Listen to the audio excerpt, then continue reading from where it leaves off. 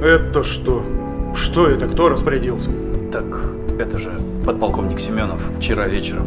Убрать немедленно. Каждый сотрудник, независимо от звания и должности, который собирается посетить похороны этого Семенова, должен будет исполнить рапорт на увольнение. Потому что если я узнаю, что кто-то пойдет на эти похороны, то этого кого-то я лично вышвырну из органов по утрате доверия. Итак, Кондратьев сказал, если кто-то из сотрудников пойдет на похороны, пусть увольняется.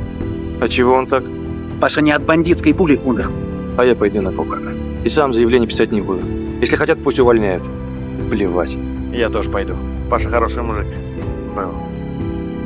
Ты уверен, что тебе нужно туда идти? Если не будешь ходить на похороны своих друзей, то однажды к тебе тоже никто не придет.